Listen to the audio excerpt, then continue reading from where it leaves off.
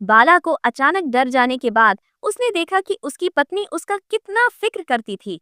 इसी वजह से बाला ने सारी बातों को भूलकर उसे अपना लिया। अगली सुबह बाला बिना किसी डर के फिर से फैक्ट्री में काम करने चला जा रहा है और अपने काम में इतना व्यस्त होने की वजह से उसे खाना खाना भी याद नहीं रहता। उस बीच बाला की पत्नी फैक्ट्री में आकर अपने हाथों से उसे खाना निकाल कर देती है। तभी अचानक फिर से फैक्ट्री की लाइट चलने बुझने लगी, जिसको देख के उसकी पत्नी डर जाती है और जल्दी से बाला को खाना खिलाकर वहाँ से चली गई। थोड़ी देर बाद जब बाला अपना काम कर रहा था तो उसे फिर से वही आवाज सुनाई देने लगी। इस बार बाला बिना डरे उससे पूछता है कि तुम कौन हो और तुम्हें क्या चाहिए। तब उस जिन्ना ने अपनी भयानक आवाज में बाला से कहा कि मैं कौन हूँ, इससे कोई फर्क नहीं पड़ता। तुम मुझे आजाद करवाओ तो मैं तुम्हें इतना धन दूंगा कि तुम रातों रात करोड़पति हो जाओगे। उसकी बात सुनकर बाला लालच में आकर उससे पूछता है कि इसके लिए मुझे क्या करना होगा। जिस पर जिन्होंने बताया कि तुम्हें मुझे बस एक बूंद अपनी पत्नी का खून देना होगा। बाला कुछ देर सोचने और विचारने के बाद अपने घर जाता है, जहाँ उसने अपनी पत्नी को एक दवा खिलाकर उसे बेहोश कर दिया और सुई की मदद से उसके हाथ से एक बूंद खून निकाल